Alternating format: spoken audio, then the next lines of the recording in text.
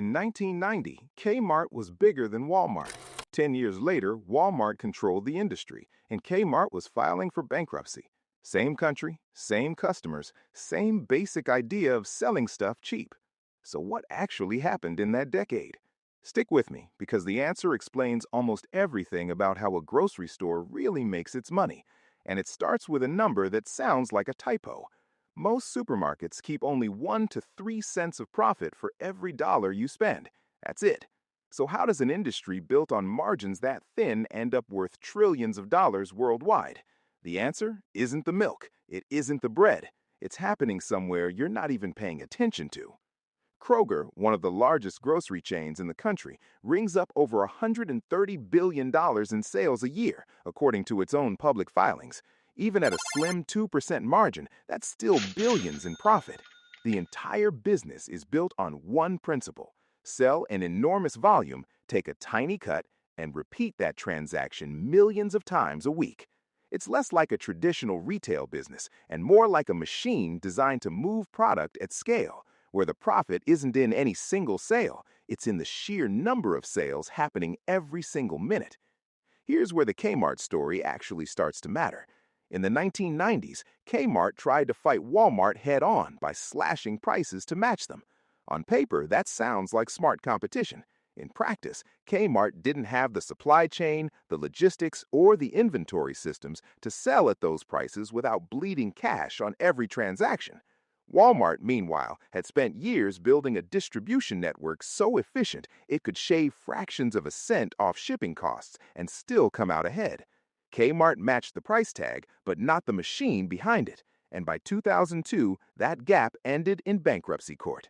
Keep that idea in your head, because it explains almost every decision a modern supermarket makes. Now, if margins are this thin, why do stores sell milk, eggs, and bananas below what they even paid for them? This isn't a mistake, it's bait. Retailers call these loss leaders, and the entire point is to get you through the door. Once you're inside, you're not just buying milk anymore. You're walking past snack aisles, soda displays, and impulse buys stacked right at checkout height. You came in for one thing. Most shoppers leave having spent far more than they planned. And that gap between what you meant to buy and what you actually bought is where a lot of the real money starts to appear. And that gap gets wider once you reach the middle of the store, the aisles most people barely think about. Fresh produce and dairy often carry margins under 5% because they spoil fast and lose value daily. But cereal, soda, chips, the packaged stuff sitting in the center aisles can carry margins of 20 to 30%. That's not an accident either. Milk and eggs get placed at the very back of the store, specifically so you have to walk past every high-margin temptation just to grab your basics. There's an entire business hiding inside that shelf space too, one most customers never notice. Before a new snack or cereal brand ever reaches your eye level, the manufacturer often pays the store for that placement. Industry reports describe these as slotting fees, ranging anywhere from a few $1,000s for a small regional brand to tens of thousands for prime shelf space in a major chain. The shelf right at your eye line isn't just convenient, it's some of the most expensive real estate in retail. Then there's a shift that quietly rewired the entire industry over the last 2 decades: store brands. Costco's Kirkland Signature and Kroger's Simple Truth aren't just cheaper knockoffs sitting next to name brands. Analyst estimates have placed Kirkland Signature's annual sales in the tens of billions, a scale that would rival some standalone national brands, though Costco itself doesn't break out the exact figure publicly. The reason private labels are so profitable is simple. The store cuts out the middleman entirely, controlling manufacturing and distribution instead of paying markup to someone else's brand. Speaking of Costco, here's a number that sounds almost too simple to be a real business model. Costco charges around $60 a year just to walk through the door before a single item goes in your cart. With reportedly over 70 million paying members worldwide, that membership revenue is enormous, and multiple analysts have noted that fees alone account for a very large share of Costco's total operating profit. In some estimates, close to or exceeding what they earn on actual product sales. Which raises an odd question worth sitting with. Is Costco really in the business of selling groceries, or is it in the business of selling access?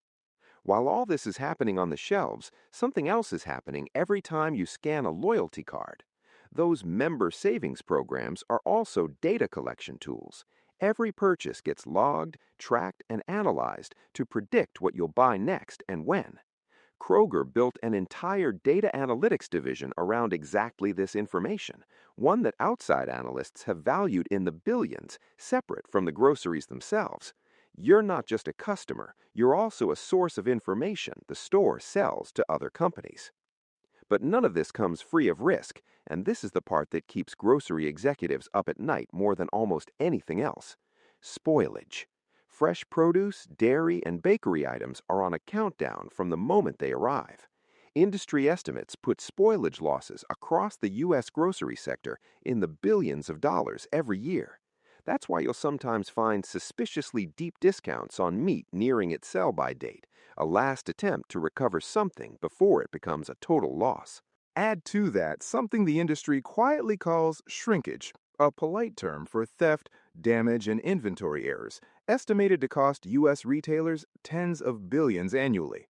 On margins this thin, a single percentage point of shrinkage can be the line between a profitable store and one slowly losing money without anyone noticing until the numbers come in.